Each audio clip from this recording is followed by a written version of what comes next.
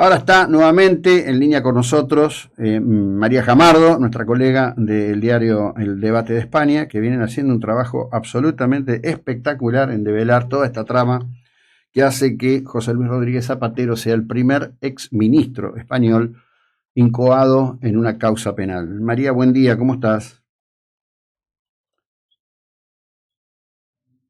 ¿Qué Hola, ¿qué tal? pasa? Muy buenos días, Ah, Jacobo. ¿qué tal?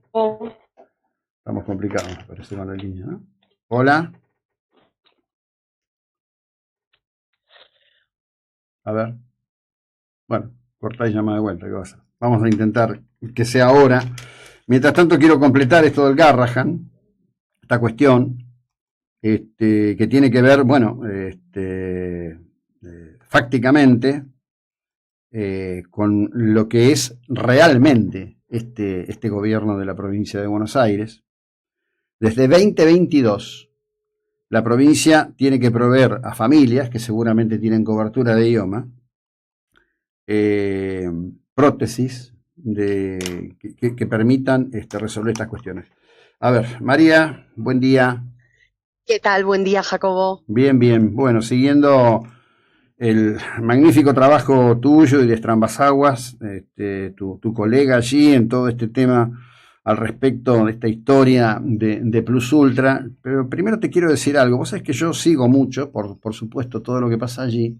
Y cuando veo las cifras por las que están siendo encartados los sanchistas o integrantes del PSOE, si lo comparo con nuestros ladrones locales, los kirchneristas, la verdad que los de allá son carteristas prácticamente. Las cifras le darían vergüenza a cualquier ladrón político argentino, las cifras por las que están encartados. Es una locura. Pero contanos cómo se llega a esto.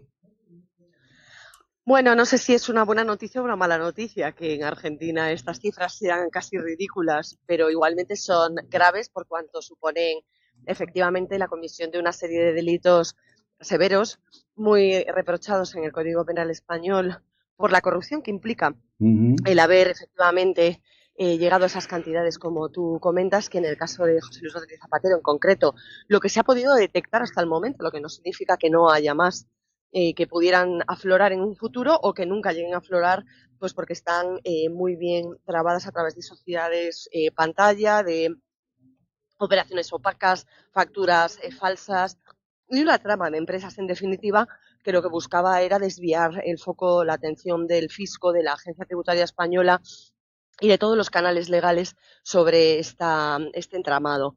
Y se llega aquí por una investigación conjunta de la Fiscalía Anticorrupción Española, que coopera en este momento en esa causa por blanqueo de capitales a nivel internacional con las Fiscalías Anticorrupción francesa y suiza. Ujú.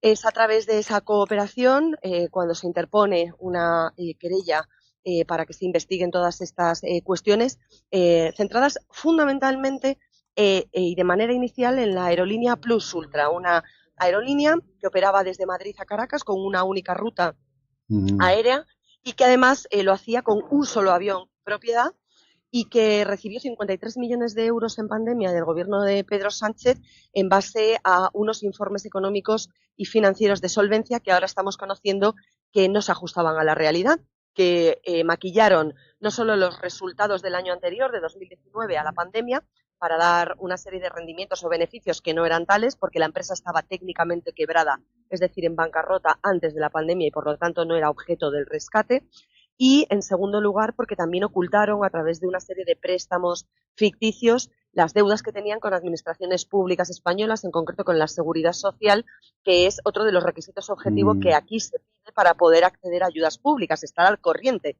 de todas las obligaciones tributarias y laborales que tengas dentro de tu empresa o de tu sociedad. Así es como se llega a esa figura de José Luis Rodríguez Zapatero, que presuntamente actuó como líder de una trama de influencia internacional en países de Latinoamérica, entre ellos Venezuela fundamentalmente, pero también Cuba, y que tiene derivadas incluso hacia China, porque hay una empresa de las que están vinculadas a ese entramado perfectamente diseñado que nace o se relaciona directamente con el Partido Comunista Chino. Ujú. Ahora, todo ese entramado tiene un subtexto también que es el tema de Huawei, ¿no? Que me parece que todavía está como en entretelas esa historia.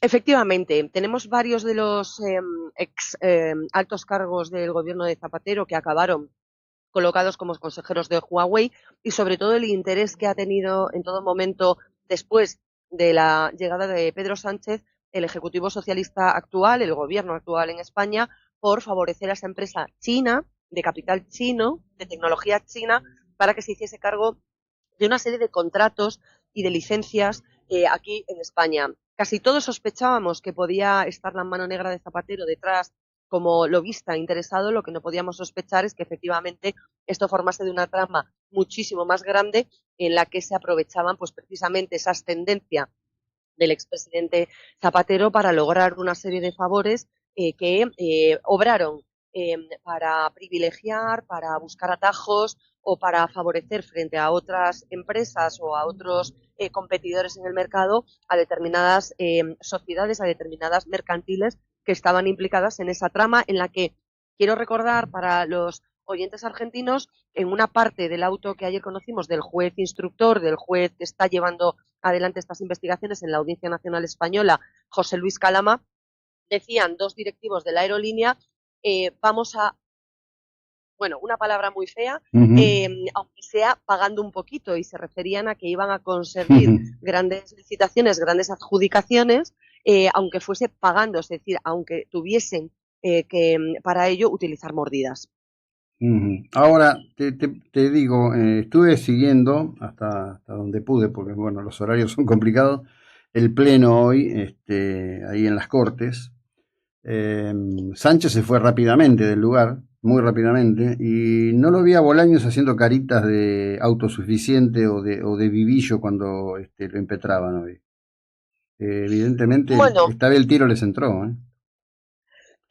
Esto pone muy en jaque al gobierno de Pedro Sánchez. Es verdad que ellos daban por amortizada la corrupción en sede doméstica, digamos a menor escala, que era ese caso PSOE que está salpicando pues al ex secretario general, el secretario de organización del Partido Socialista, José Luis Ábalos, como sabes, en prisión provisional, pendiente de que se dicte una sentencia por presuntamente otorgar los contratos de mascarillas en pandemia a una empresa que luego le pagaba a él determinados favores en efectivo o en especie, o incluso el de Santos Cerdán, que fue el sucesor de José Luis Ábalos, no en el Ministerio de Transportes, pero sí en la Secretaría de Organización de los socialistas españoles, que también está a la espera de sentarse en el banquillo. Ellos creían que eso ya estaba de alguna manera saneado. Habían puesto un cortafuegos en Santos Cerdán y en José Luis Ábalos y respiraban más o menos tranquilos, porque es verdad que sus socios de legislatura pues estaban dispuestos a apoyarles en esto como que fuese algo totalmente aislado. Claro, la cuestión cobra una dimensión mucho mayor y por eso yo hacía hincapié en el aspecto transnacional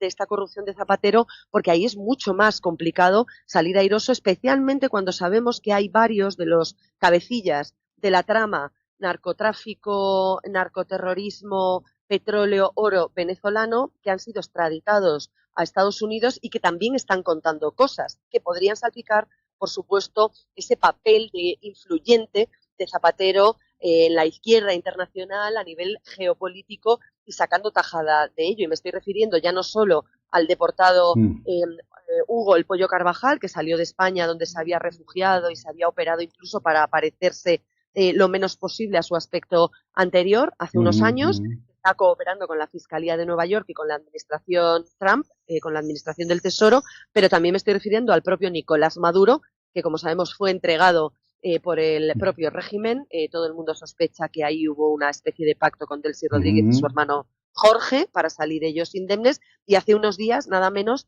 que Alex Saab, que era otra de las cabezas visibles de ese régimen que se encargaba del Ministerio de Industria venezolano, que por lo tanto también seguramente están tratando de encontrar acuerdos o mejoras en su futuro judicial a través de dar información que, insisto, podría salpicar a José Luis Rodríguez Zapatero. Bueno, veremos cómo sigue. Te libero porque sé que son días absolutamente intensos los que están atravesando, los compartimos desde aquí. Quiero ser preciso en lo que te dije. Por supuesto que, como bien dice la ley, tanto en España como en Argentina, no es el monto, es el delito, es el hecho, por supuesto que es así. Lo que quiero decir que me impresiona mucho, mucho realmente, porque, por ejemplo, ahí en Madrid está viviendo Matías Tombolini. Matías Tombolini fue funcionario del gobierno de Sergio Massa, está involucrado en una causa, se llama la causa CIRA, que eran negociados con los permisos de exportación e importación, y el estimado de los colegas que siguen este trabajo, desde Capital Federal, están hablando del orden de 15.000 millones de dólares. Por eso te decía que acá las cifras son de espanto realmente, de espanto. Sí, sí, sí, son catastróficas. Espero que aquí no lleguen a tanto, pero desde luego ya son muchas causas de corrupción, Jacobo, que si las vamos sumando y si superamos esos 1.000 millones de euros de los ERE de Andalucía, si sumamos la causa de corrupción que está afectando ahora al Partido Socialista, no hemos entrado en la financiación ilegal ni en la causa de hidrocarburos, que son miles de millones también Claro. en IVA defraudado al fisco. Quizás nos acerquemos si bien efectivamente las vuestras son cifras de espanto. De espanto, sin duda. A la distancia, un cariño. Gracias por tu tiempo y la ilustración de estos temas. Muy amable. Un abrazo para todos. Gracias. Bueno, María Jamardo, periodista del diario El Debate, jefa de la sección Tribunales.